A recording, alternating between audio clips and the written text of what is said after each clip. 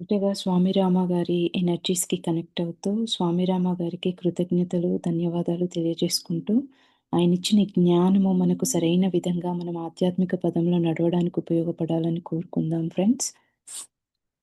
Last week వచ్చేసి స్వామిరామ గారు ఆహ్, మనకి అనుభవ జ్ఞానం గురించి చెప్పారు. ఆహ్, నిజమైన జ్ఞానము మనకు మన సొంతంగా మన నుంచొచ్చిన జ్ఞానమే, అనుభవ జ్ఞానమే మనకు ఉపయోగపడుతుంది అనేది ప్రత్యక్ష అనుభూతికి మన అనుభూతే అల్టిమేట్ అనే దాన్ని చెప్పారు. దానికి ఆహ్, ఒక స్టోరీని కూడా యాడ్ చేసి చెప్పారు. ఆవు కథనొకటి చెప్పారు. తర్వాత వాళ్ళ గురువుగారు కొన్ని పాయింట్స్ ఇచ్చారని కొన్ని పాయింట్స్ చెప్పారు. ఇతరుల ఆస్తిని గానీ, శ్రీని గానీ, ఐశ్వర్యాన్ని గానీ ఆశించొద్దని, ఈ లోకంలో ఉండే భౌతికపరమైన వస్తువులు ఆనందాలకు ఆకర్షితుడు కాకూడదని, అవి నీ ఆధ్యాత్మిక ప్రగతికి కీడు చేసేవిగా భావించాలని, ఈ ఈ పాయింట్స్ కొన్ని చెప్పారు లాస్ట్ వీక్. ఈ వీక్ నుంచి ఈరోజు నిజమైన జ్ఞానము సారీ ఫ్రెండ్స్. ఈరోజు సంతోషము పొందుటకు మంత్రము అనేది ఇక్కడి నుంచి స్టార్ట్ చేస్తున్నాము. మహాతపస్సులు తమ గాఢ ధ్యాన స్థితిలో అనుభూతిని పొందే అక్షర, ధ్వని, పదము లేక పద సముదాయములను మంత్రము అని అంటారు. మహాతపస్సులు తమ గాఢ ధ్యాన స్థితిలో అనుభూతిని పొందే అక్షర, ధ్వని, పదము లేక పద సముదాయాలను మంత్రము అని అంటారు. మంత్రము అని మన గాఢ ధ్యాన స్థితిలో అనుభూతిని పొందేటప్పుడు వచ్చిన ఆ స్థితిలో మనకు వినబడినయి కానీ, మన అనుభూతి చెందినయి కానీ అవే మంత్రము అని అంటారు అంటున్నారు. ఇది మానవులు మాట్లాడుకునే భాష కాదు. చైతన్య పరమావస్థలో గ్రహింపబడిన ఈ ధ్వనులు అంచెలంచెలుగా సాధకుని సంపూర్ణ నిశ్శబ్దత స్థితికి చేరే వరకు దారి చూపుతాయి. చైతన్య పరమావస్థలో గ్రహింపబడిన ఈ ధ్వనులు అంచెలంచెలుగా సాధకుని సంపూర్ణ నిశ్శబ్ద స్థితికి చేరే వరకు దారి చూపుతాయి. అంటే చైతన్య పరమావస్థలో గ్రహింపబడిన అంటే పరమమైన స్థితిలో చైతన్యము హయ్యెస్ట్ కాన్షియస్ స్థితిలో ఉన్నప్పుడు గ్రహింపబడిన ఈ ధ్వనులు అంచెలంచెలుగా సాధకుని సంపూర్ణ నిశ్శబ్దత స్థితికి చేరే వరకు దారి చూపుతాయి. అంటే కంప్లీట్ సైలెన్స్ అంటే మనము ఇంకా లేని స్థితికి చేరేంత వరకు ఇవి మనకు గైడ్ చేస్తూ ఉంటాయి అంటున్నారు. సంపూర్ణ నిశ్శబ్దత స్థితికి చేరే వరకు దారి చూపుతాయి. ఈ ధ్వనులు కానీ, వినపడేవి కానీ, కనపడేవి కానీ, ఈ ఎక్స్‌పీరియన్సెస్ అనేవి మనకు ఒక స్థితికి చేరేంత వరకు దారి చూపుతాయి అంటున్నారు. మంత్రములో లీనమవుతున్న కొలది మంత్రము నూతన అర్థాలను వెలువరిస్తుంది. చైతన్య స్థితిలో ఉండే అత్యున్నత పరిమితిని అది తెలియజేస్తుంది. మంత్రములో లీనమవుతున్న కొలది మంత్రము నూతన అర్థాలను వెలువరిస్తుంది. చైతన్య స్థితిలో ఉండే అత్యున్నత పరిమితిని అది తెలియజేస్తుంది. మహోన్నత సాంప్రదాయాలకు చెందిన మంత్రాలను స్వప్రయోజనాల కోసం బజారులో అమ్మజూపడం చాలా విచారకరం. వివిధ పొరలున్న మానవ స్వరూపము వలె మంత్రము కూడా ఉన్నది. అంటే మనకు physical body, astral body, etheric body ఇట్లా ఎన్నెన్ని ఒక్కొక్క లేయర్స్ 7 లేయర్స్ మనకి ఎట్లుంటాయో మంత్రంకు కూడా అట్లాంటి లేయర్స్ ఉంటాయంట ఫ్రెండ్స్. స్థూలము, సూక్ష్మము, అతి సూక్ష్మము, సూక్ష్మాతి సూక్ష్మము. ఉదాహరణకు ఓంను తీసుకుందాం. అకార ఆ ప్లస్ ఊ ప్లస్ మా అంటే అకార, ఉకార, మకార. ఓంకారాన్ని మొదటగా అకారంతోటి, తర్వాత ఉకారము, మకారంతోటి ఎండ్ అవుతుంది కదా! అట్లా ఈ 3 అక్షరములు మంత్రానికి ఎగ్జాంపుల్‌గా ఓంకారాన్ని తీసుకున్నారు స్వామిరామ గారు. ఓంకారం అనేది అకార, ఉకార, మకారాలతో కూడి ఉన్నది కాబట్టి, ఈ 3 అక్షరములకు 3 స్థితులున్నాయని చెప్తున్నారు. జాగృత, స్వప్న, సుషుప్తావస్థ స్థితులను లేక స్థూలము సూక్ష్మము సూక్ష్మాతర శరీరములను ప్రతిబింబించును. ఈ 3 స్థితులు మన శరీరానికి స్థూల శరీరం అంటే ఫిజికల్ బాడీ, సూక్ష్మము యాస్ట్రల్ బాడీ, సూక్ష్మాతర శరీరము కాజల్ బాడీ. ఇట్లా ఈ 3 బాడీలు ఎట్లున్నాయో ఈ ఓంకారం అనే మంత్రానికి జాగృత స్థితి, స్వప్న స్థితి, సుషుప్త అవస్థితి. జాగృత అవస్థ అంటే తెలుసు ఫ్రెండ్స్ మనకి, అవేకెన్ స్టేజ్లో ఉండడము జాగృత అవస్థ అంటే అలర్ట్ స్థితిలో ఉండడము. స్వప్న అవస్థ అంటే కలలు కనే స్థితి, డ్రీమ్ స్టేట్లో ఉన్నాం. సుషుప్త అవస్థ అంటే అలర్ట్గా ఉన్న స్థితి కాదు, కలలు కనే స్థితి కాదు, అంటే గాఢమైన నిద్ర స్థితిలో ఉండడం సుషుప్త అవస్థ. ఈ 3 స్థితులలో ఈ 3 సుషుప్తావస్థ స్థితులను లేక స్థూలము సూక్ష్మము సూక్ష్మాతర శరీరములను ప్రతిబింబిస్తుంది. ఈ ఓంకారం అనేది మనలో ఉన్న ఈ 3 స్థితులను దానికి ఈ మూడింటిని ప్రతిబింబిస్తుంది. ఈ ఓంకారం అనే మంత్రము ఈ 3 స్థితులను మనకు ప్రతిబింబించేలాగా ఉంటుంది అని చెప్తున్నారు. ఫ్రెండ్స్, మీకు ఈ స్టేట్మెంట్ అర్థమైందా లేదా? ఎవరైనా ఒకరు చెప్తారా ప్లీజ్, పాసిబుల్ అయిన వాళ్ళు.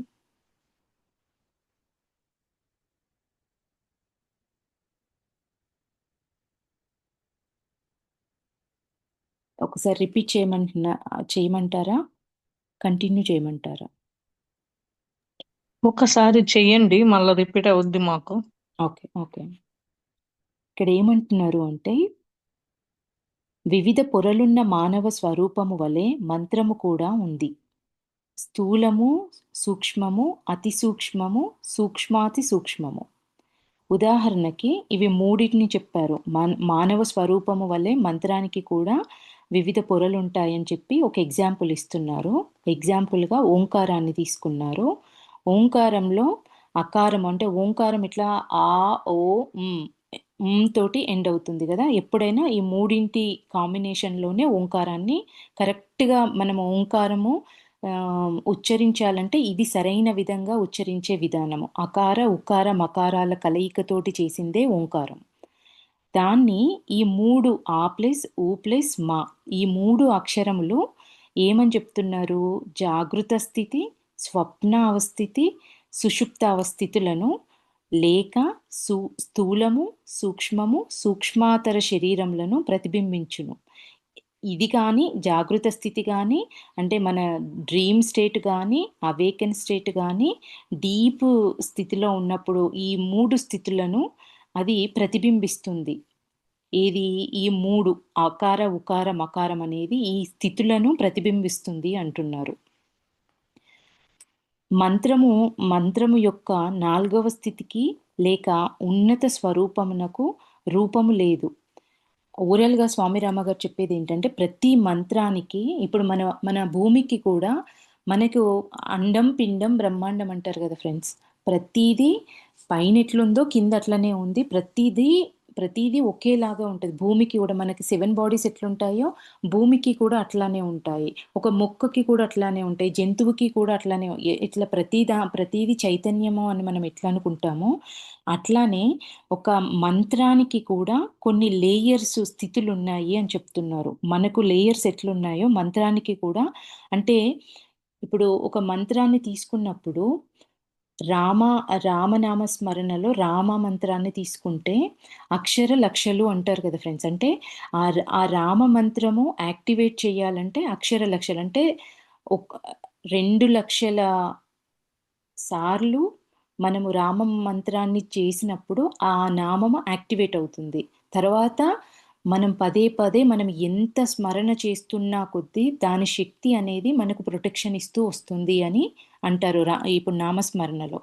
అంటే ఏంటి? ఒక్కో లేయర్ మనము స్మరిస్తున్న కొద్దీ మనము ఆలోచన రహిత స్థితిలోకి వెళ్ళి నో మైండ్ స్థితిలో ఆ నామాన్ని స్మరిస్తున్న కొద్దీ ఒక్కో లేయర్ని మనం దాటుతూ వెళ్తున్న కొద్దీ దాని శక్తి అనేది మనకు అంత స్ట్రాంగ్గా మనకు ప్రొటెక్ట్ చేస్తూ వస్తూ ఉంటుంది అనేది స్వామి రామ గారు చెప్తున్నారు. ఒక్కో లేయర్ బిగినింగ్ ఫస్ట్ ఒక్కో లేయర్ని దాటుతాం కొన్ని లక్షల సార్లు చేసినప్పుడు. దాని తర్వాత ఇంకొన్ని లక్షలు దాటినప్పుడు సెకండ్ లేయర్ని దాటుతూ వస్తాము. దాన్ని ఎక్స్ప్లెయిన్ చేస్తున్నారు ఇక్కడ. మంత్రం యొక్క 4వ స్థితికి లేక ఉన్నత స్వరూపంనకు రూపం లేదు. ధ్వని లేదు, అని అనిర్వచనీయము. లయయోగ విధానమును అర్థము చేసుకొనిన సాధకుడు మంత్రము యొక్క దేహరహిత స్థితి పరమ చైతన్యమును తెలుసుకొనగలడు. అంటే ఇక్కడ ఏమంటున్నారు, ఇప్పుడు మన బాడీలో ఒక ఫిజికల్ బాడీ బయటికి కనిపిస్తుంది. తర్వాత ఒక్కొక్క బాడీ సెటిల్డ్గా ఉంటాయి కదా ఫ్రెండ్స్. ఇప్పుడు మన ఆస్ట్రల్ బాడీతో పోలిస్తే కాజల్ బాడీ, అసలు మన సోల్ అయితే అసలు అసలు అదొక కాన్షియస్నెస్. దానికి మనం దానికి ఒక రూపం ఉండదు, ఏమీ ఉండదు, కానీ ఎంతో శక్తివంతమైంది. అట్లానే ఒక్కో స్థితిని దాటుతున్న కొద్దీ ఇక్కడ ఏమంటున్నారు, ఉన్నత స్వరూపమునకు రూపం లేదు. నాలుగవ స్థితి లేక ఉన్నత స్వరూపమునకు రూపం లేదు, ధ్వని లేదు, అనిర్వచనీయము. అంటే మనం దాన్ని ఎక్స్ప్లెయిన్ చేయలేము, అనిర్వచనీయము. లయయోగ విధానమును అర్థం చేసుకొనిన సాధకుడు మంత్రము యొక్క దేహరహిత స్థితి పరమ చైతన్యమును తెలుసుకొనగలడు. లయయోగము అంటే లయం అంటే లీనమైపోవడం, లయమైపోవడం, అది మనము ఒకటే అనే స్థితిలోకి వెళ్ళిపోవడము. ఆ విధానంను అర్థం చేసుకున్న సాధకుడు మంత్రము యొక్క దేహరహిత స్థితి పరమ చైతన్యమును తెలుసుకొనగలడు. ఆ స్థితిలోకి మనం వెళ్ళగలిగినప్పుడు మంత్రము యొక్క పరమ చైతన్యమును, దేహరహిత స్థితిని అంత సటిల్డ్గా ఉండే స్టేజ్ని తెలుసుకోగలుగుతాడు అంటున్నారు. మంత్రము అతిశక్తి సంపన్నము, అవసరమైనది, అది ప్రార్థన యొక్క సంక్షిప్త సారము. మంత్రమును ఎల్లప్పుడూ జ్ఞప్తి అందుంచుకొనిచో అది మనము ముందుకు పోవుటకు దారి చూపును. మంత్రము అతిశక్తి సంపన్నము, అవసరమైనది, అది ప్రార్థన యొక్క సంక్షిప్త సారము. మంత్రమును ఎల్లప్పుడూ జ్ఞప్తి అందుంచుకొనినచో అది మనము ముందుకు పోవుటకు దారి చూపుతుంది. నేను నేర్చుకున్న ఏదో ఒక కొత్త మంత్రమునకు నాకు ఇంతకు ముందు తెలిసిన వాటి కంటే మంచి శక్తులుంటాయన్న ఆశతో భౌతికమైన వస్తువులు ప్రోగు చేసే వాళ్ళలాగా నేను మంత్రాలను ప్రోగు చేసేవాడిని. ఆ రోజులలో స్వామిరామ గారు, నేను నేర్చుకున్న ఏదో ఒక కొత్త మంత్రమునకు నాకు ఇంతకు ముందు తెలిసిన వాటి కంటే మంచి శక్తులు ఉంటాయని. అంటే ఇప్పుడు నేను ఒక మంత్రాన్ని తెలుసుకున్న, ఒక గురువు ద్వారా తీసుకున్నాను, దాన్ని కొన్ని రోజులు సాధన చేశాను. దాని తర్వాత ఇంకొక గురువు కనిపించారంటే ఆ గురువు దగ్గరికి పరిగెత్తేసి మళ్ళీ ఆ గురువు గారి దగ్గర ఇంకో మంత్రాన్ని తీసుకుంటే అది ఇంకా దీనికన్నా శక్తివంతమైన మంత్రమై ఉంటుందని ఆ రోజులలో మనము ఏదో ఆశతోటి కొన్ని ఫిజికల్ వస్తువులను ఎట్లా పోగు చేసుకుంటామో స్వామిరామ గారు మంత్రాలను అలా పోగు చేసుకునేవారంట ఆ రోజులలో. ఒక్కోసారి నా సహచర విద్యార్థులతో పోల్చుకుంటూ నా మంత్రము వాలి మంత్రం కన్నా శక్తివంతమైనదని అనుకునేవాడిని. ఇట్లా అన్ని గ్యాదర్ చేసుకుంటూ వాళ్ళ ఫ్రెండ్స్ వాళ్ళతో వాళ్ళ మంత్రాలతో చూసుకుని వాళ్ళ దగ్గరున్న మంత్రాలతో కన్నా నా దగ్గరున్న ఈ మంత్రాలు చాలా శక్తివంతమైనవి అని అనుకునేవారంట. నేను అపరిణిత వ్యక్తిని. నేను దానిని వెర్రి పారమార్థికత అంటాను. అంటే పారమార్థికత అంటే ఫ్రెండ్స్ హయ్యెస్ట్ ట్రూత్. అంటే వెర్రి అంటే అప్పుడున్న జ్ఞానంతోటి అదే హయ్యెస్ట్ ట్రూత్ అనుకునేవాడిని నేను. అదొక వెర్రి పారమార్థిక స్థితి నాది అప్పుడు అంటున్నారు. ఉత్తర కాశీ హర్సిల్ మధ్యనున్న హిమాలయ శ్రేణులలో ప్రశాంతంగా నివసిస్తున్న స్వామీజీ ఒకరుండేవారు. నేను ఆయనను చూడటానికి వెళ్ళాను. నువ్విక్కడకు రావటానికి కారణమేమిటి అని ఆయన అడిగారు. నేను ఒక మంత్రాన్ని పొందుదామని వచ్చాను అని జవాబిచ్చాను. నువ్వు వేచి ఉండవలసి వస్తుంది అని ఆయన అన్నారు. పాశ్చాత్యులు మంత్రమును పొందడానికి వెళ్ళినప్పుడు వాళ్ళు ఎంత సొమ్మైనా ఖర్చు పెట్టడానికి ఇష్టపడతారు, కానీ ఓరిమితో నిరీక్షించడానికి ఇష్టపడరు. నేను అదే ప్రయత్నం చేశాను. స్వామి, నేను తొందరలో ఉన్నాను అని అన్నారు. విదేశస్తులు ఎన్ని డబ్బులు ఇవ్వడానికైనా సిద్ధంగా ఉంటారు, కానీ ఓపికగా గురువుగారు చెప్పినంత సమయం వెయిట్ చేయడానికి ఇష్టపడరంట. నేను అట్లాంటి ప్రయత్నమే చేశాను. నేను తొందరలో ఉన్నాను స్వామి, నాకు మంత్రాన్ని ఇవ్వండి అని అడిగాను అని చెప్తున్నారు. అలాగైతే వచ్చే సంవత్సరం రా అని ఆయన అన్నారు. నువ్వు తొందరలో ఉంటే వచ్చే సంవత్సరం రా అని అన్నారంట. ఇప్పుడుంటే నేను ఎన్ని దినాలు ఉండవలసి వస్తుంది అని అడిగాను. నువ్వు ఎన్ని దినాలు నిరీక్షించాలని నేను భావిస్తున్నానో అన్ని దినాలు నువ్వు వేచి ఉండాలి అని ఆయన జవాబిచ్చారు. నేను ఎన్ని రోజులు ఉండాలనుకుంటున్నానో నువ్వు అన్ని రోజులు ఉండాలి అని ఆ గురువు గారు సమాధానం ఇచ్చారంట స్వామి రామ గారికి. అందుచేత నేను ఒక రోజు 2 రోజులు 3 రోజులు ఓర్పుతో నిరీక్షించాను. కానీ స్వామీజీ నాకు మంత్రంను అనుగ్రహించలేదు. 4వ రోజున ఆయన అన్నారు, నేను నీకు మంత్రోపదేశం చేస్తాను. ఎల్లప్పుడూ దానిని జ్ఞాపకం ఉంచుకుంటానని మాటివ్వు.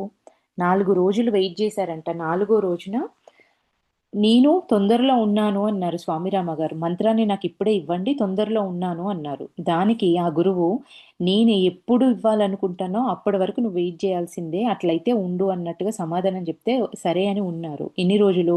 4 రోజులు ఖాళీగా అక్కడ వెయిట్ చేస్తే 4గో రోజున నేను నీకు మంత్రోపదేశం చేస్తాను, దీన్ని ఎల్లప్పుడూ జ్ఞాపకం ఉంచుకుంటానని నాకు మాటివ్వు అన్నారు. నేను ఆయనకు మాటిచ్చాను. గంగా తీరంనకు వెళ్దాం పదా అని ఆయన అన్నారు. లెక్కలేనంత మంది సాధువులు ఆధ్యాత్మిక అనుష్ఠానమును గంగానది తీరాన జరిపారు. అక్కడే వారు ఉపదేశంను పొందారు. అంటే ఉపదేశాలన్నీ గంగానది తీరాననే పొందుతారంట. ఆ గురువు గారు కూడా వారు మంత్రోపదేశాలు అక్కడే పొందారంట, ఆ గురువు గారు కూడా. నేను నదీ తీరమున నిల్చొని నేను ఈ మంత్రాన్ని మర్చిపోనని వాగ్దానం చేయుచున్నాను అని అన్నాను. ఈ వాగ్దానాన్ని పలుమార్లు చేసిన ఆయన ఆలస్యం చేస్తూ వచ్చారు. గంగానది తీరంలోకి వెళ్ళి నిలబడ్డారంట. స్వామిరామ గారు నిలబడి, మీరిప్పుడు చెప్పబోయే మంత్రాన్ని నేను ఎప్పటికీ మర్చిపోను అని వాగ్దానం చేస్తున్నాను అని పదే పదే పలుమార్లు అన్నారంట. అయినప్పటికీ కూడా ఆ గురువుగారు ఏం రెస్పాండ్ అవ్వట్లేదు. ఆఖరికి ఆయన అన్నారంట, నువ్వు ఎక్కడ నివసిస్తున్నా సరే సంతోషంగా జీవించు, ఇదే నా మంత్రము. జైలు శిక్ష అనుభవిస్తున్నా సరే ఎల్లప్పుడూ సంతోషంగా ఉండు. నువ్వు ఎక్కడ ఉన్నా ఆఖరుకు నరకము లాంటి ప్రదేశంలో ఉన్నా అక్కడ స్వర్గాన్ని స్థాపించబ్బాయ్. జ్ఞాపకం ఉంచుకో, సంతోషం అనేది మనం తయారు చేసుకున్నది. దానికి మానవ ప్రయత్నమే కావాలి. సంతోషాన్ని నీకు నువ్వే సృష్టించుకోవాలి. నా ఈ మంత్రాన్ని జ్ఞాపకం ఉంచుకో అన్నారంట. ఏమన్నారు? 4 రోజులు వెయిట్ చేశారు. 4గో రోజు గంగానది తీరాన ఒడ్డుకు తీసుకెళ్ళి, అప్పటికి నేను వాగ్దానం చేస్తున్నాను, ఈ మంత్రాన్ని నేను ఎప్పటికీ మర్చిపోను అని పలుమార్లు అన్న తర్వాత ఆ స్వామి గారు ఏం చెప్పారు? నువ్వు ఎక్కడ నివసిస్తున్నా సరే సంతోషంగా జీవించు, ఇదే నా మంత్రము అనేది ఆయన ఇచ్చిన వాగ్దానం. మననం చేసుకోవటానికి నాకొక అనూహ్య శబ్దాన్ని ఆయన ప్రసాదిస్తారని ఆశిస్తూ రావడం వల్ల నాకొక పక్క విచారము, వేరొక పక్క ఆనందము కలిగాయి. అంటే ఏదో అతి కఠినమైన ఈజీగా ఏదన్నా ఒక మంత్రం లాగుండే దాన్ని ఇస్తారేమో అనే ఒక ఆశతో, ఆ ఎక్స్పెక్టేషన్తో వెళ్ళారు స్వామిరామ గారు. ఆయన తీరా ఏమన్నారు? నువ్వు ఎక్కడ నివసిస్తున్నా సరే సంతోషంగా జీవించు, ఇదే నా మంత్రము అన్నారు. ఒక పక్క విచారంగా ఉన్నారంట, ఇంకో పక్కన నువ్వెప్పుడున్నా ఆనందంగా ఉండు అనే ఒక వాగ్దానం వాక్కు నుంచి వచ్చింది కాబట్టి 2 సంతోషము ఆనందము కలిగాయి అంటున్నారు. కానీ ఆయన ఆచరణలో ప్రమేయమున్న ప్రయోగాత్మకతకి వేరొక పక్క మననం చేసుకోవడానికి నాకొక అనూహ్య శబ్దాన్ని ఆయన ప్రసాదిస్తారని ఆశిస్తూ రావడం వల్ల నాకొక పక్క విచారము, వేరొక పక్క ఆనందం కలిగాయి. కానీ ఆయన ఆచరణలో ప్రమేయమున్న ప్రయోగాత్మకకి నా జీవితంలో ఈ మంత్రాన్ని వాడాను. ఆచరణలో ప్రమేయమున్న ప్రయోగానికి నా జీవితంలో ఈ మంత్రాన్ని వాడాను. ప్రతి చోట అది పనిచేయడం చూశాను. ఆయన ఇచ్చినటువంటి ఆధ్యాత్మిక ఔషధము ఎంతో అనుభవజ్ఞుడైన వైద్యుడిచ్చే ఔషధం కన్నా మిన్నగా కనిపిస్తుంది. తనను తాను నయం చేసుకోవడానికి మంచి మార్గం. ఏమన్నారు ఇక్కడ? సంతోషంగా ఉండు. ఆ సంతోషం అనేది వేరే ఎక్కడి నుంచి రాదు. సంతోషాన్ని నీకు నువ్వే సృష్టించుకోవాలి అని చెప్పారు కదా! దాన్ని ఇంప్లిమెంట్ చేశారంట. ప్రతి చోట ఆయన ఇచ్చినటువంటి ఆధ్యాత్మిక ఔషధం అనేది చాలా బాగా పనిచేసింది నాకు. నేను ప్రతి చోట దీన్ని ఆచరణలో పెట్టడం వల్ల నేను హాయిగా, ఆనందంగా ఉండగలిగాను దీన్ని వాడడం వల్ల అంటున్నారు. తేనెటీగల కొరకు మంత్రము. అప్రమత్తం అనే ఒక రకమైన మంత్రం ఉంది. Sorry friends. ఆప్త మంత్రం అనే ఒక రకమైన మంత్రం ఉంది. అది అందించే రుచికి మాత్రమే అది చెందుతుంది. అలాంటి మంత్రంతో నాకున్న అనుభవాన్ని మీకు తెలియజేస్తాను.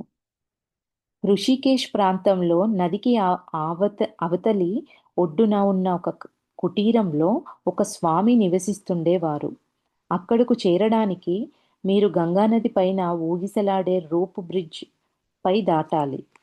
ఆ రోజుల్లో హృషికేశ్ కిక్కిరిసి ఉండేది కాదు. రాత్రి సమయంలో అప్పుడప్పుడు అడవి ఏనుగులు వచ్చి మా గుడిసెల గోడలపైన, కప్పులపైన ఉన్న గడ్డిని తినేస్తుండేవి. మేము లోపల కూర్చొని ఉండగా 30-40 దాకా ఉన్న పెద్ద ఏనుగుల మంద వచ్చి అప్పుడప్పుడు సగం కప్పును తినేస్తూ ఉండేవి. పులులు కూడా సంచరిస్తుండేవి. అవింకా అనాగరికపు రోజులు. మా గురువుగారి ఆజ్ఞ మేరకు నేను నదికి ఆవలి ఒడ్డున ఉన్న స్వామివారి వద్ద ఉండడానికి వెళ్ళాను. నేనెక్కడ బస చేసినా అక్కడి ఆచారాలను నేను కూడా పాటించవలసిన అవసరం ఉండడం వల్ల రోజూ ఉదయం ఆయనతో గంగానదిలో స్నానం చేయడానికి వెళ్ళేవాడిని. స్నానానంతరం ఒక చెట్టు కొమ్మ విరిచి పందుము పుల్లలుగా చేసుకొని దంతధావనం చేసుకునేవాళ్ళము. ప్రతిరోజు పందెము పుల్లలుగా చేసుకొని దంతధావనం చేసుకునేవాళ్ళు. ఇక్కడ పందెము పుల్లలు అంటే పళ్ళ పుల్లలు అయి ఉంటాయి ఫ్రెండ్స్. పళ్ళ పుల్లలుగా చేసుకొని దంతధావనము చేసుకునేవాళ్ళము. ప్రతిరోజు ఈ పని చేసేవాళ్ళము. స్వామివారి శిష్యులలో ఒకరు చెట్టు ఎక్కి కొమ్మ విరిచి పందెము పుల్లగా చేసేవారు. పళ్ళ పుల్లగా చేసేవారు. ఒకరోజు స్వామివారే చెట్టెక్కారు.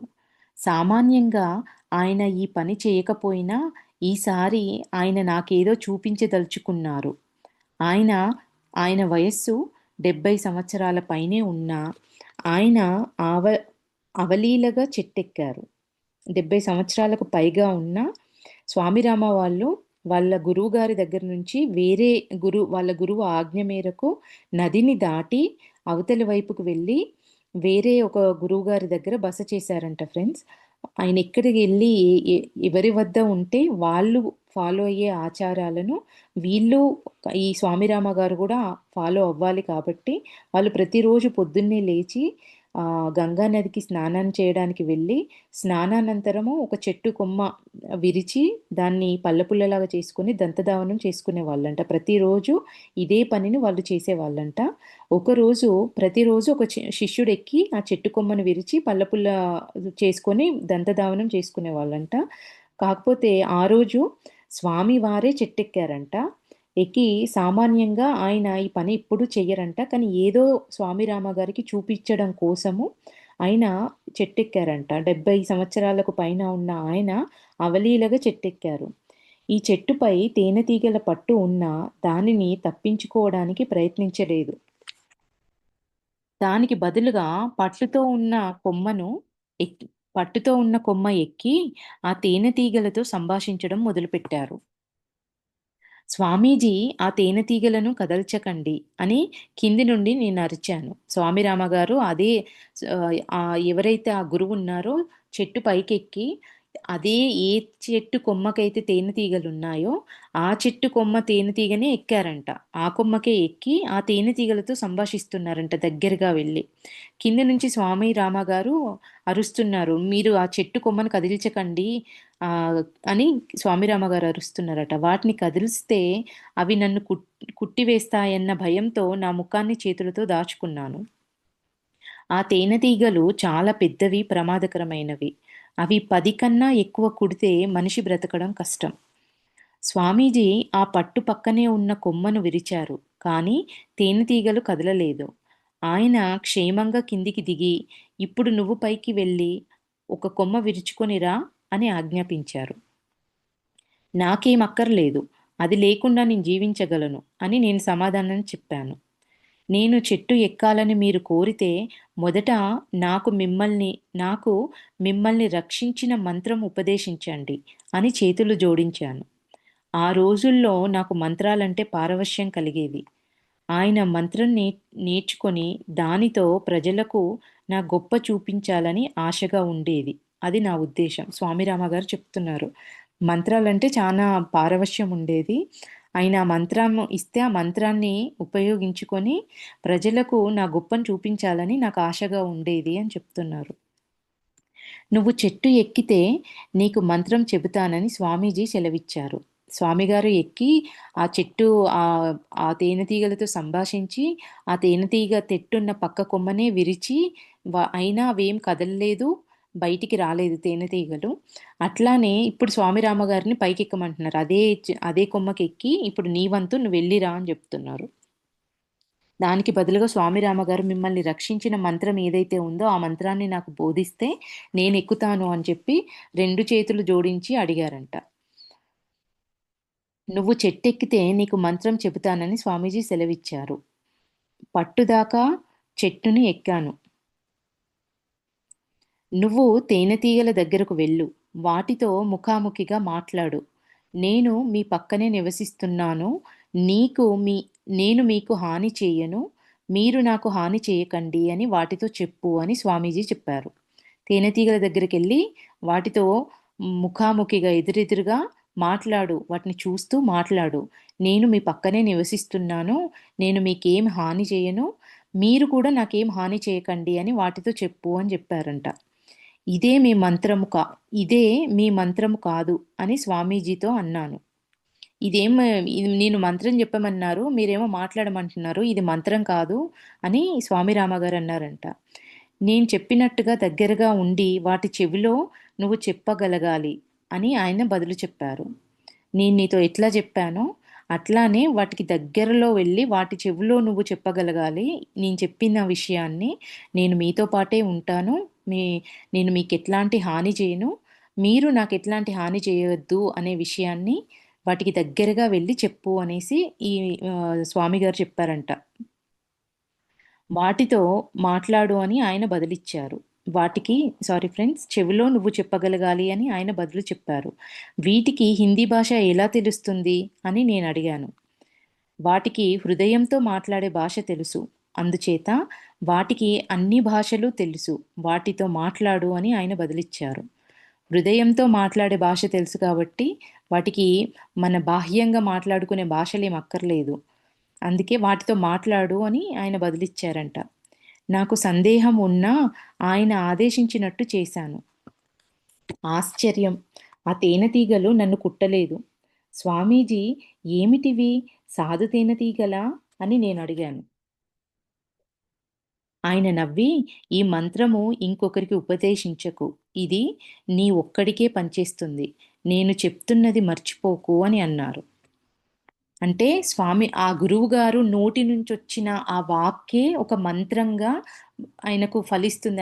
ఆయనకు వర్క్ అవుతుందన్నట్టు. అదేదో ఒక పెద్ద మంత్ర రూపంలో ఏం కాకపోయినా, నువ్వు దీన్ని చెప్పు అనే ఒక మాట ఆయన ఒక గురువు నుంచొచ్చిన ఆ వాక్కు నుంచొచ్చిన శక్తే ఆయనను రక్షిస్తుంది వీటి నుంచి.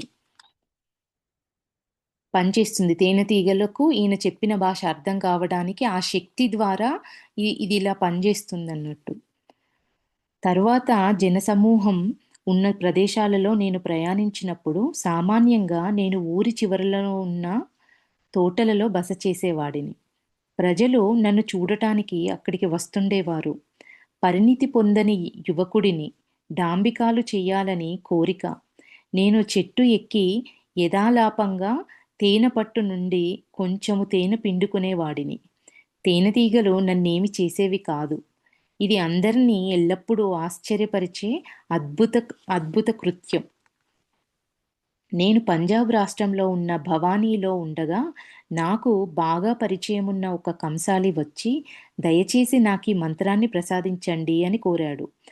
అందరూ చూస్తుండగానే స్వామి రామగారు ఏం చేసేవారు, తేనెపట్టు చెట్టెక్కి తేనెపట్టును కొంచెము పిండుకొని ఆ తేనె తాగేవారంట. చూసే వాళ్ళందరూ ఎంత ఆశ్చర్యమని ఆశ్చర్యపోయి చూస్తూ అద్భుతమని చూస్తూ ఉంటారు కదా ఫ్రెండ్స్. అట్లా ఎంతోమంది జనాలను ఆశ్చర్యపరుస్తూ ఆయన ఆయన ప్రయాణం నడుస్తూ ఉండేది. అట్లానే ఒకరోజు ఒకసారి పంజాబ్ రాష్ట్రంలో ఉన్న భవానీ అనే గ్రామంలో ఉన్నప్పుడు ఆయనకు తెలిసిన ఒక కంసాలి వచ్చి దయచేసి నాకు ఈ మంత్రాన్ని ప్రసాదించండి అని రిక్వెస్ట్ చేశారంట. నేను ఈ మంత్రం ఎవ్వరికీ ఉపయోగపడదని స్వామీజీ చెప్పారన్న విషయం మర్చిపోయి అందుకు నేను అంగీకరించాను. ఎవరైతే స్వామి రామాకి ఇచ్చారో అప్పుడు ఆయన చెప్పారు, ఇది ఎవ్వరికి పనిచేయదు, దీన్ని ఎవ్వరికి చెప్పొద్దు అనేది చెప్పారు. ఆ విషయాన్ని స్వామి రామా గారు మర్చిపోయారు. ఆయన వచ్చి అడిగినప్పుడు నాకు ఈ మంత్రాన్ని చెప్పమనేసి ఒక కంసాలి వచ్చి స్వామి రామాని అడిగినప్పుడు ఈ విషయం చెప్పడం మర్చిపోయారు. స్వామి రామా గారికి గుర్తులేదు. అందుకు నేను ఇది చెప్తా అని చెప్పేసి అంగీకరించారు. అతనికి తేనెటీగలతో ఎలాగ మాట్లాడాలో చెప్పాను. అతను చెట్టు మీద తేనెపట్టు వరకు ఎక్కి మంత్రం చెప్పాడు. కానీ అది పనిచేయలేదు. వందలలో తేనెటీగలు ఆయన్ను చుట్టుముట్టి కుట్టివేశాయి. ఆయన చెట్టు మీద నుండి కింద పడ్డాడు. హుటాహుటిన ఆయనను ఆస్పత్రికి తీసుకొని వెళ్ళాము. ఇతడిని నేను చంపివేయలేదు కదా అన్న విచారం నాకు పట్టుకుంది. ఆయన ప్రాణాలు కాపాడమంటూ అదే పనిగా భగవంతుణ్ణి ప్రార్థిస్తూ కూర్చున్నాను. మూడవ రోజున నాకీ మంత్రోపదేశం చేసిన స్వామీజీ ఆస్పత్రి వద్ద కనబడడం చూసి ఆశ్చర్యపోయాను. నువ్వేం చేశావు? నీ డాంబికాలతో ఒకరిని ఇంచుమించు చంపేశావు.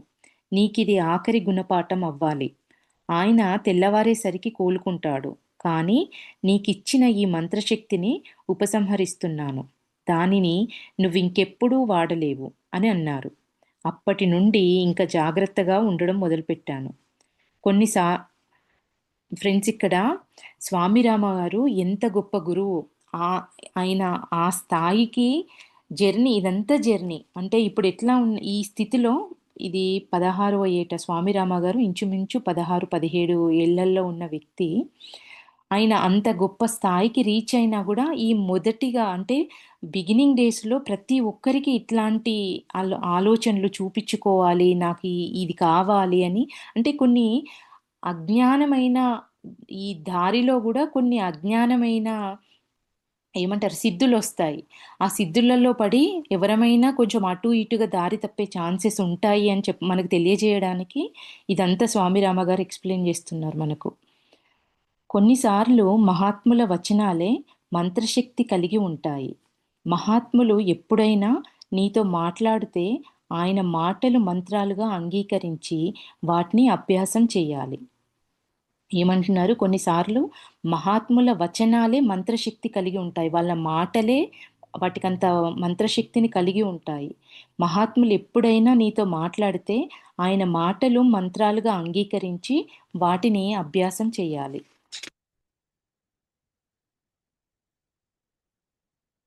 ఇక్కడికి ఈ ఈ ఈయన స్వామి రామ గారి ఎక్స్పీరియన్స్ ఇక్కడికి ఇది అయిపోయింది ఫ్రెండ్స్. నెక్స్ట్ మంత్రం దుర్వినియోగం. ఇంకా ఈ మంత్రాలది ఈ స్టోరీ కంటిన్యూ అవుతుంది ఈ స్టేజ్‌లో. మంత్రం దుర్వినియోగం. మఠంలోనున్న వ్రాత పుస్తకాలలో కొన్నింటి దగ్గరకు వెళ్ళడం పూర్తిగా నిషేధింపబడినది. వాటిని మఠాధిపతి తప్ప ఇంకెవ్వరూ చదవడానికి వీలు లేదు.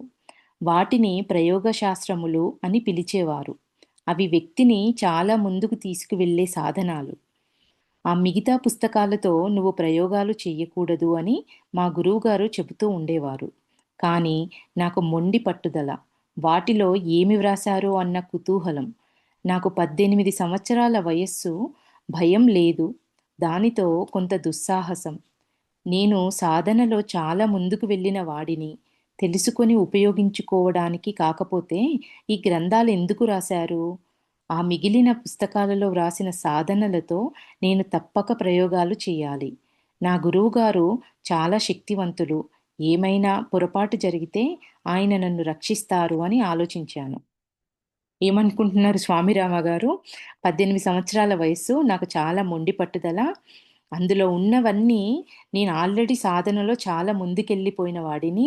తెల్ వాళ్ళ గురువుగారు ఏం చెప్పారో వాటిని ముట్టుకోవద్దు. అక్కడికెళ్ళడమే నిషేధం. అట్లాంటిది అంటే గురువులకి మనం ఏ స్థాయిలో ఉన్నామనేది గురువులకు తెలుసు. శిష్యుడు ఏ స్థాయిలో ఉన్నారు, వాళ్ళకి ఏది ఇవ్వాలి, ఏది ఇవ్వకూడదు అనేది. కానీ స్వామి రమ గారు టీనేజ్‌లో ఉన్నారు. ఆ ఏజ్‌లో నేను ఆల్రెడీ సాధనలో చాలా ముందుకెళ్ళిన వాడిని. ఇవన్నీ ప్రయోగాలు చెయ్యాలి. కాకపోతే అవి ఎందుకున్నాయి అనేది స్వామి రమ గారు అనుకునేది. నా గురువుగారు ఇంకేమనుకుంటున్నారు, నేనేదైనా చేసి అది కాస్త ఏదైనా వికటించి, అదేమన్నా ఫెయిల్ అయిపోతే మా గురువుగారు చాలా శక్తివంతులు. నేనేమైనా పొరపాటు చేస్తే ఆయన నన్ను రక్షిస్తారు అని ఆలోచించేవారంట. ఒక ప్రయాణంలో మా గురువుగారి వ్రాత పుస్తకములలో ఒక దానిని ఆయన కొరకు పట్టుకురమ్మన్నారు. అది మాత్రం తెరవకూడదు అని చెప్పారు. ఎంతో జిజ్ఞాసతో నేనొక నిర్ణయానికి వచ్చాను. ఆ వ్రాత పుస్తకంను ఆయన నా వద్ద వదిలివేస్తే నేనొక్కడినే ఉన్నప్పుడు అది తప్పక చదువుతాను అని. ఒక సాయంత్రం గంగానది తీరంన ఉన్న ఒక కుటీరం దగ్గరకు చేరాము. స్వామిరామ వాళ్ళ గురువు ప్రయాణంలో ఉన్నారంట ఫ్రెండ్స్. మా గురువుగారి వ్రాత పుస్తకములలో ఒక దానిని ఆయన కొరకు పట్టుకురమ్మన్నారు. ఆయన కొరకు స్వామిరామ గారి గురువు ప్రయాణంలో ఉన్నారు. ఒక బుక్కు ఒక గ్రంథము వీళ్ళుండే ప్లేస్‌లో ఉందంట. దాన్ని తీసుకురమ్మన్నారంట. కానీ ఒక రూల్ ఏం పెట్టారు, ఆ దాన్ని మాత్రం తెరవకూడదు అని చెప్పారు. తెరవకూడదంటే ఏమనిపిస్తుంది మనకు? అది చూడకు అంటే చూడాలనిపిస్తది. చెయ్యకు అంటే చెయ్యాలనిపిస్తది. తెరవకూడదు అని జెప్పారు గదా! ఇంకా స్వామి రామ గారు ఉన్న స్థితిలో అందులో ఏదుందో అని తెలుసుకోవాలన్న జిజ్ఞాసతో ఆయన ఒక నిర్ణయానికొచ్చారట. ఆ వ్రాత పుస్తకంను ఆయన నా వద్ద వదిలివేస్తే నేనొక్కడినే ఉన్నప్పుడు అది తప్పక చదువుతాను అని అనుకున్నారంట. ఒక సాయంత్రం గంగానది తీరంన ఉన్న ఒక కుటీరం దగ్గరకు చేరాము. మా గురువుగారు దానిలో విశ్రమించడానికి వెళ్లారు. ఆ కుటీరంలోకి విశ్రమించడానికి, రిలాక్స్ అవ్వడానికి, కొంచెం సేదదీరడానికి వాళ్ళ గురువుగారు అందులోకెళ్లారంట. ఇప్పుడు ఈ వ్రాత పుస్తకం చదవడానికి అవకాశం దొరికింది అనుకున్నారంట స్వామిరామ గారు. ఆ కుటీరానికి ఒకే తలుపు, కిటికీలేమి లేవు. ఒకటే తలుపుంది. ఇంకా కిటికీలేమి లేవు. పైనుండి తలుపును గడియ వేశారంట. స్వామిరామ గారు గురువుగారు లోపలికెళ్ళిన తర్వాత స్వామిరామ గారు గురువున్న కుటీరానికి గడియ వేసేశారు. ఆ రాత్రంతా వ్రాత పుస్తకంలో ఏముందో తెలుసుకోవాలని నిర్ణయించారంట. అది చక్కటి వెన్నెల రాత్రి. దాని వెలుగుతో అంతా బాగా కనిపిస్తుంది. ఆ వ్రాత పుస్తకము కాగితంలో చుట్టబడి, తాడుతో ముడివేయబడి ఉంది. తీరుబాటుగా దాన్ని విప్పి చదవడం మొదలుపెట్టాను. దానిలో ఒక ప్రత్యేక సాధన, దానివల్ల వచ్చే పరిణామాలు వర్ణించబడి ఉన్నాయి. గంటసేపు చదివిన తర్వాత ఈ సాధన ఎందుకు ప్రయత్నించకూడదు అని అనిపించింది. ఆ వ్రాతపత్రిని పక్కన పెట్టాను. ఈ సాధనని సిద్ధులైన యోగులే చెయ్యాలని, అది సమంగా చేయకపోతే అది చాలా ప్రమాదకరమని చెప్పబడి ఉంది. ఆ పిన్న వయసులో నేనిప్పుడే సిద్ధి పొంది ఉన్నానని అనుకున్నాను. ఆ సాధనను చేయడం మొదలుపెట్టాను. కొన్ని మత కర్మాచరణములు చేస్తూ, ఒక పద్ధతిలో ఒక ప్రత్యేక మంత్రాన్ని పునరుచ్చరిస్తూ చేయవలసి వస్తుంది. ఆ మంత్రము ఆ మనిషిలోని అంతర్శక్తిని, బహిర్శక్తిని కూడా మేల్కొల్పుతుంది. మంత్రాన్ని పదే పదే పదే పదే పునరుచ్చరిస్తున్నప్పుడు మనలో ఉన్న అంతర్శక్తి, ప్రకృతిలో ఉన్న బాహ్య శక్తి కూడా మేల్కొంటుందట. దాన్ని పదే పదే మనము ఆ మంత్రోచ్చారణ చేసినప్పుడు. ఈ మంత్రమును 1001 సార్లు పునరుశ్చరణ చేయవలెనని పుస్తకంలో ఉంది. నేను 900 సార్లు పునరుశ్చరణ చేశాను. ఏమవుతున్నట్టు కనిపించలేదు. దీని వలన ఏమీ జరగదు అని నిర్ధారణకు వచ్చాను. కానీ 940 సార్లు అయినప్పటికీ దగ్గరలో ఒక పెద్ద దృఢకాయురాల్ని చూశాను.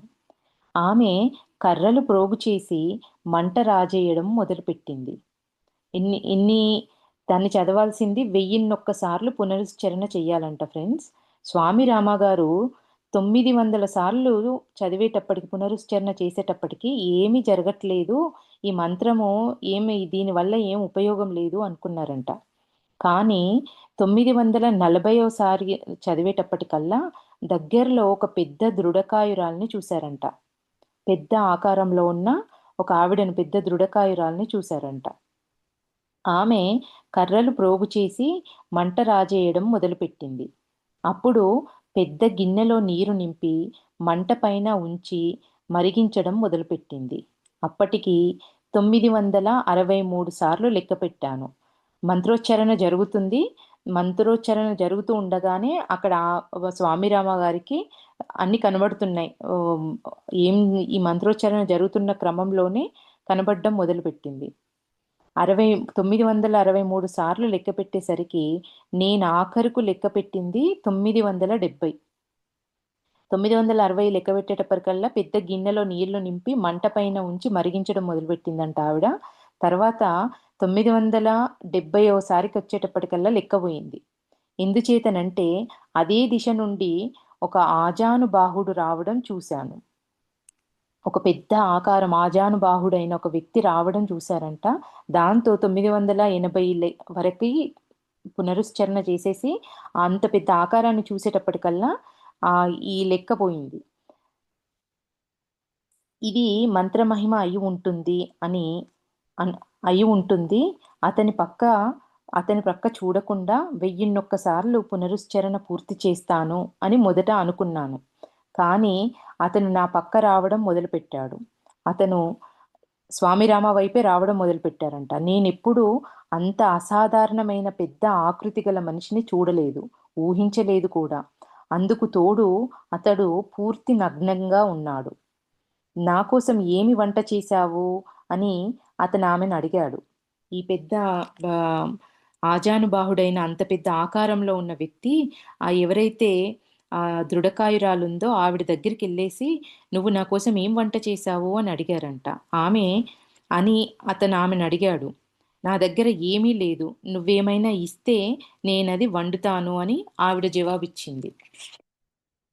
ఆయన నన్ను చూపించి, అక్కడ కూర్చుని ఉన్న ఆయనను చూడు, అతడిని ముక్కలుగా కోసి నాకు వంట చేయకూడదా అని అన్నాడు. అది వినగానే నా పళ్ళు బిగుసుకుపోయి లెక్క పెడుతున్న మాల నా చేతి నుండి జారిపోయింది. నేను మూర్ఛపోయాను. అలాగే స్పృహ లేకుండా ఎంతసేపు ఉండిపోయానో నాకే తెలీదు.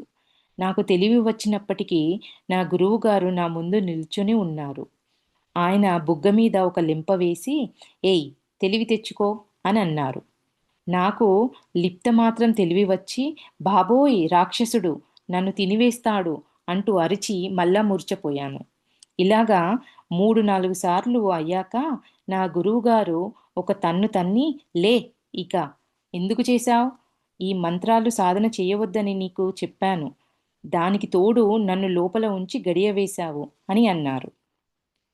ఈ అనుభవంతో మంత్రాల మహిమ నాకు బాగా తెలిసింది. మా గురువుగారు ఉపదేశించిన మంత్రాన్ని సాధన చేయడం పెట్టాను. చిన్న చిన్న విషయాలకు కూడా దాని మీద ఆధారపడటం మొదలుపెట్టాను. నేను చిన్నప్పుడు చాలా చిలిపిని, పిచ్చి పనులు చేస్తుండేవాడిని. కానీ నా మంత్రం నన్ను జాగరూకుణ్ణి చేసి నన్ను ఎల్లప్పుడూ కాపాడుతూ ఉండేది. ఏమంటున్నారు ఇక్కడ? ఈ అనుభవంతో మంత్రాల మహిమ నాకు బాగా అర్థమైంది, తెలిసొచ్చింది.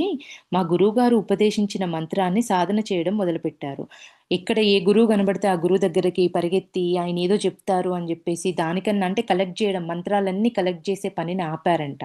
ఆపేసి వాళ్ళ గురువు ఏదైతే ఉపదేశించిన మంత్రం ఏదైతే ఉందో దాన్ని సాధన చేయడం మొదలుపెట్టారంట. చిన్న చిన్న విషయాలకు కూడా దాని మీద ఆధారపడటం మొదలుపెట్టాను. అంటే ఒకటే మంత్రాన్ని పట్టుకొని వాళ్ళ గురువుగారు ఇచ్చిన దాన్ని మనసా వాచ కర్మన కంప్లీట్గా ఆ మంత్రానికే సరెండర్ అయిపోయి దాన్ని సాధన చేయడం మొదలుపెట్టారంట. అంటే అది ఆ శక్తి, మంత్రశక్తి అనేది ప్రొటెక్ట్ చేయడం. నేను చిన్నప్పుడు చాలా చిలిపి పనులు, పిచ్చి పనులు చేస్తుండేవాడిని. కానీ నా మంత్రం నన్ను జాగరూకుణ్ణి చేసి నన్ను ఎల్లప్పుడూ కాపాడుతూ ఉండేది. ఇంతకుముందు నేను అన్నాను కదా ఫ్రెండ్స్, ప్రతి మంత్రానికి ఒక శక్తి ఉంటుంది.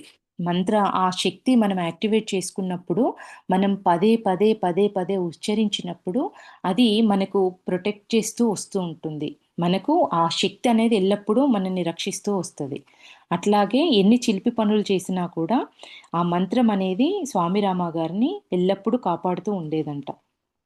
ఆధ్యాత్మిక శిక్షణతో మంత్రాన్ని జాగ్రత్తగా ఉపయోగించకపోతే నాకైనట్టే అది మతిభ్రమణకు దారితీస్తుంది. శిక్షణ లేని అశుచి అయిన మనస్సు యొక్క ఫలితాలే మతిభ్రమణను కలుగజేస్తాయి. అంటే అక్కడ లెక్క తప్పింది స్వామిరామ గారి మంత్రోచ్చారణ లెక్క తప్పింది. లెక్క తప్పడానికి కారణం ఏంటి? స్వామిరామ గారు ఇంకా ఆ స్థాయికి రాలేదు. కాబట్టి ప్రకృతి మనల్ని పక్కకు జరుపుతుంది ఆ స్థితి నుంచి. ఏదో లాగా మన మనస్సే మనకొక భ్రమను కలుగజేస్తుంది. మనస్సు పవిత్రము చే మన మనస్సు అశుచి అయిన మనస్సు, శిక్షణ లేని మనస్సు ఫలితంగా మతిభ్రమణను కలుగజేస్తుంది. మనస్సును పవిత్రము చేసి దానిని అంతర్దిశగా తిప్పినప్పుడు మంత్రము చాలా సహాయకారి అవుతుంది. అంటే మనము పవిత్రమైన మనస్సు కలిగి ఉండి మనం దానికి ఎలిజిబుల్ అయిన స్థితిలో ఉన్నప్పుడు అదే మంత్రం మనకు ప్రొటెక్ట్ చేస్తూ ఉంటది అని చెప్తున్నారు. మంత్రము అర్థం తెలుసుకోకుండా సరైన భావనలు ప్రజ్వరిల్లవు. భావోద్వేగము లేనప్పుడు మంత్రాన్ని ఊరకనే వల్లివేయడం వల్ల పెద్ద లాభం లేదు.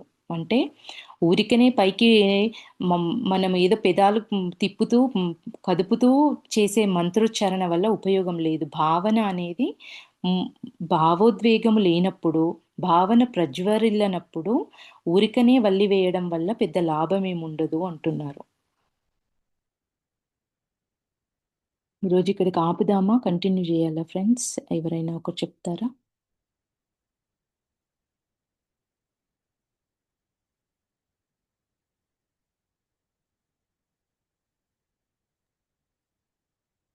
ఆ, ఆపండి. మళ్ళా ఏమన్నా డిస్కషన్ ఏమన్నా ఉంటే చేస్తారు, లేదా మళ్ళా ఈ టాపిక్ ఇక్కడికి అయిపోతుంది. ఈ మంత్రము గురించి నా టాపిక్ ఇక్కడికి ఎండ్ అవుతుంది. నెక్స్ట్ ఇంకొకటి ఈ వాటికి ఇక్కడికి ఆపుదాము. ఎవరైనా ఏదైనా మాట్లాడండి, ఏదైనా షేర్ చేసుకోవచ్చు. ఫ్రెండ్స్, నేను అంటే మన్